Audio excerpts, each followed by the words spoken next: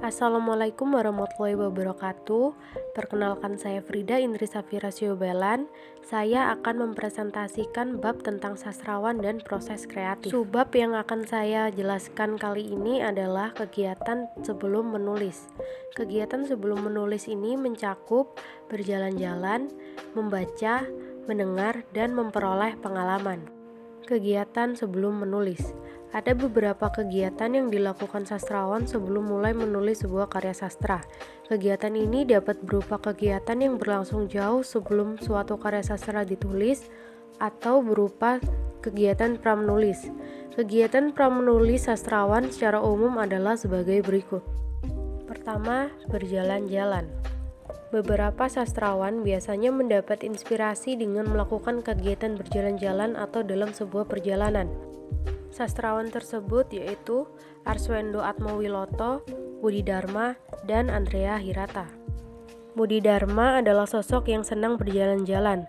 Karena itu, tak heran semua karya Budi Dharma menurut pengakuannya lahir dalam perjalanan.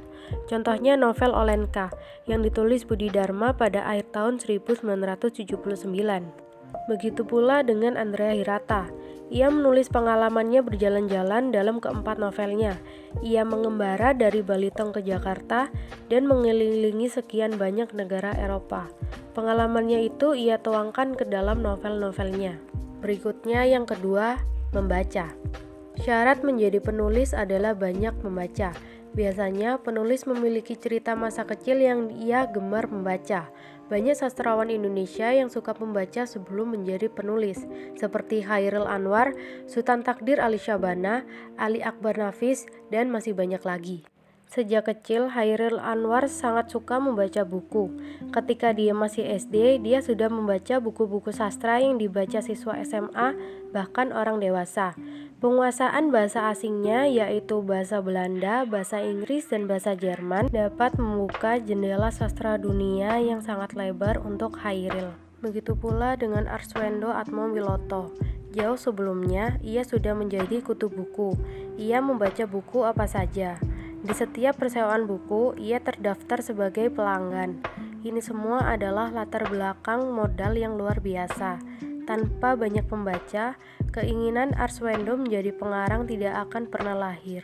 Selanjutnya yang ketiga adalah mendengarkan. Kegiatan yang bisa dilakukan sastrawan sebelum menulis adalah mendengar.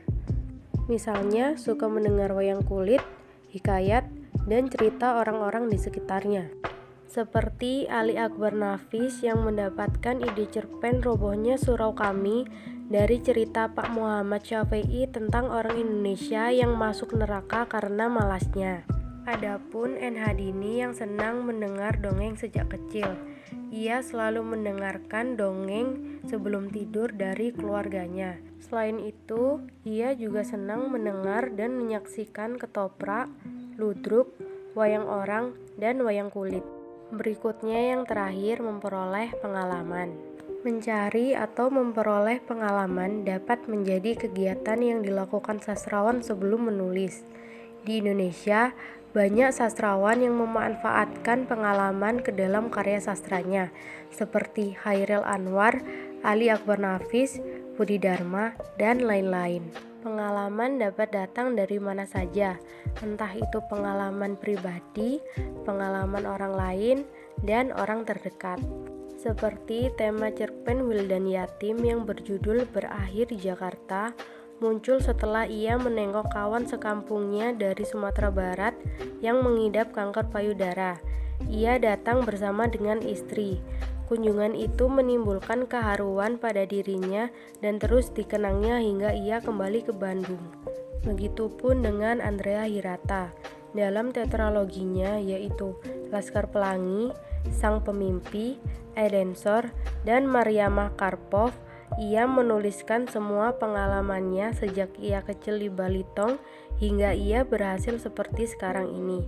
Kesimpulan yang dapat diambil yaitu kegiatan sebelum menulis ini merupakan langkah awal yang dilakukan sastrawan sebelum membuat suatu karya sastra. Ada berbagai cara agar sastrawan mendapatkan inspirasi dan ide-ide baru sehingga dapat disalurkan ke dalam karya sastra yang dapat bermanfaat dan menambah wawasan. Sekian presentasi yang dapat saya sampaikan, semoga dapat bermanfaat. Terima kasih atas perhatiannya dan mohon maaf bila ada salah-salah kata. Wassalamualaikum warahmatullahi wabarakatuh.